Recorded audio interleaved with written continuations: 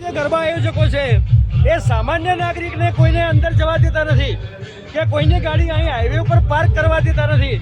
તો આ સરકારી ગાડી છે એના ઉપર લાલ લાઈટ ચાલુ છે અને એની અંદર તો કોઈ અધિકારી છે જ નહીં. ચલો માની લઈએ કે નવરાત્રિના પેટ્રોલિંગમાં ગાડી આવી છે તો પેટ્રોલિંગ કરનાર અધિકારી તો કોઈ અંદર છે જ નહીં. ચલો આપણે માની લઈએ કે સ્ટેટ હાઈવેની ગાડી છે તો સ્ટેટ હાઈવેની ગાડીનું ટ્રાફિક કંટ્રોલ કરવું હોય તો એ કંટ્રોલ કરનાર અધિકારી તો અંદર કોઈ જોતા જ નથી.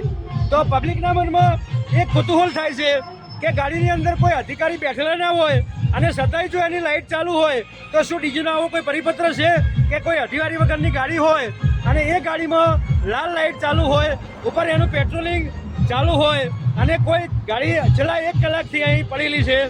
હું અહીં જોઉં છું તો સામાન્ય પબ્લિક છે એના જે આયોજકો છે એની ગાડીને તો કોઈ પાર્ક કરવા દેતું નથી. પણ અહીં આ સ્ટેટ નેશનલ હાઈવે ઓથોરિટી આવી છે. અહીં ટ્રાફિકના અડચણ માટે આ કોઈ રાજ્ય સરકારનો પ્રોગ્રામ નથી કે જેને કારણે અહીં બેરીટેક મૂકેલા છે.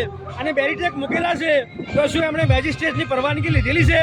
અને પરવાનગી લીધી હોય તો કયા અધિકારી એમને સ્ટેટ નેશનલ હાઈવે ઉપર આ બેરીટેક મૂકવાની પરવાનગી આપી? અને જો પોલીસની ગાડી પેટ્રોલિંગમાં નીકળી હોય તો 1 કલાકથી પડેલી છે, એના ઉપર કોઈ અધિકારી નથી.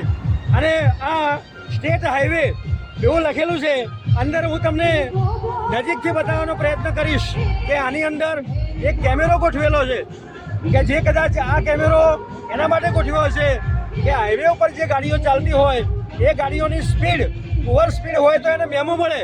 તો આ સામાન્ય પબ્લિકની ગાડીઓને હોય સિક્યુરિટીવાળા ઊભા નથી રહેવા દેતા અને છેલ્લા કલાકથી પોલીસ કોઈ અધિકારી નથી એવી ગાડીને અહીં મૂકી રાખી છે. અને એ ગાડી મૂકી રાખી છે અને શું સ્ટેટ નેશનલ હાઈવે ઓથોરિટીએ આ પ્રાઇવેટ સિક્યુરિટીને એવી સત્તા આપી દીધી છે કે પોલીસને બેરીટેક ગમે ત્યાં મૂકી અને આવતા જતા વાહનોને રોકી શકે? શું આવી સત્તા કોણે આપી? બનાસકાંઠા કલેક્ટર સાહેબે સત્તા આપી કે બનાસકાંઠા જિલ્લાના નવા એસપી છે એમણે સત્તા આપી? શું આ કોઈ રાજકીય પ્રોગ્રામ છે? તો નેશનલ હાઈવે ઉપર બેરીટેક મૂકી અને સર્વિસ રોડ ઉપર કોઈ પબ્લિકને ઊભા નથી રહેવા દેતા, જ્યારે 1 કલાકથી પોલીસની ગાડી અહીં પડેલી છે. શું આ પોલીસ પેટ્રોલિંગમાં આવેલી છે કે કોઈના પર્સનલ ઉપયોગમાં આવેલી છે? The Gujarat live news Banaskantha.